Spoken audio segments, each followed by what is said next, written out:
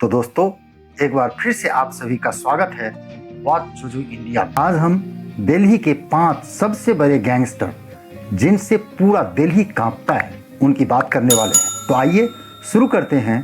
Number 5 पर आते हैं मंजीत महल। मंजीत पर 7 मर्डर, 10 अटेम्प्ट टू मर्डर और 15 एक्सटॉर्शन मिलाकर 30 से ज्यादा आपराधिक मामले दर्ज हैं। नजफगढ़ में जन्मा मंजीत की किशन पहलवान, जिन पे 27 से ज्यादा केसेस हैं, से दुश्मनी थी, जिसकी वजह से 2015 में मंजीत ने किशन के भाई और दिल्ली के पूर्व विधायक रहे भरत सिंह की गोली मारकर हत्या कर दी। और दिसंबर 2016 में बड़े गैंगस्टर सूरज भान और सुनील उर्फ डॉक्टर पर हमला किया, जिसमें डॉक्टर मारा गया। दोस्तों, 2016 में मंजीत अत्याधुनिक हथियार जुटाने में लग गया, जिससे वह किशन पहलवान गैंग खत्म करना चाहता था, लेकिन पुलिस ने उसे 2016 में पकड़ लिया और अभी भी वह जेल में है। जनवरी 2017 में 5 बदमाशों ने मंजीत के घर जाकर उसके बाप की गोली मारकर हत्या कर दी। नंबर 4 पर आते हैं सोनू दरियापुर उर्फ सत्यवान सहरावत। 2017 में पकड़े जाने के समय इस पे 5.5 लाख का इनाम था और 30 से ज्यादा केसेस भी थे। दोस्तों, सोनू दरियापुर और मोनू दरियापुर दोस्त हुआ करते थे और बवाना और आसपास के इलाके में सबसे बड़े गैंगस्टर माने जाते थे। लेकिन 2008 में जब मोनू ने सोनू की चचेरी बहन से शादी की तो उनके बीच जानलेवा गैंगवार शुरू हो गया।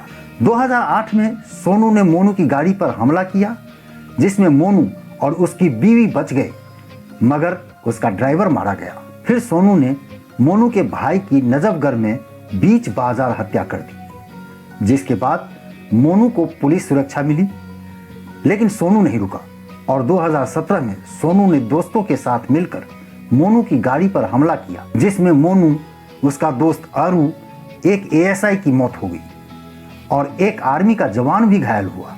2017 में नरेला से इसको अरेस्ट किया गया और अभी ये तिहाड़ जेल में बंद है।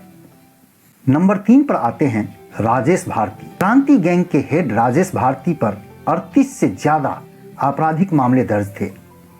दोस्तों, राजेश ने 15 साल की उम्र में ही अपने बाप की हत्या कर दी थी, जिसकी वजह से वह नाबालिग जेल भी गया और वापस आने पर दिल्ली, हरियाणा, पंजाब और राजस्थान में क्राइम करना शुरू कर दिया। इसकी एक खास बात थी कि यह केवल 2 नंबर के पैसे कमाने वालों से ही फिरौती मांगता था।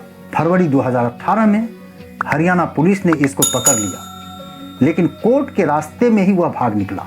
2018 में दिल्ली पुलिस स्पेशल सेल ने इसका और इसके 4 साथियों का छतरपुर में एनकाउंटर कर दिया, जिसमें 150 राउंड से ज्यादा गोलियां चली थी। नंबर 2 पर आता है सुरेंद्र मल्लिक उर्फ नीतू दाबोरिया। दोस्तों, इस पर 8 लाख से ज्यादा का इनाम और 50 से ज्यादा आपराधिक मामले दर्ज थे। इसकी 5 बार पुलिस से मुठभेड़ हुई, लेकिन हर बार यह बच निकला।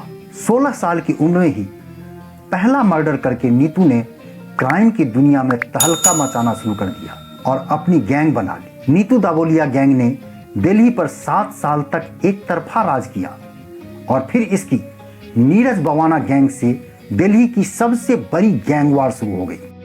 2010 में नीतू को हरियाणा पुलिस ने गिरफ्तार किया और 2 साल तक उसने जेल से ही अपना गैंग चलाया। फिर 2012 में साकेत कोर्ट से ये अपने साथियों के साथ भाग निकला और जोर शोर से क्राइम करने लगा।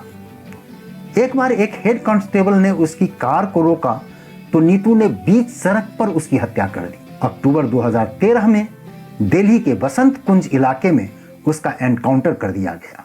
और नंबर 1 पर आता है नीरज बवाना।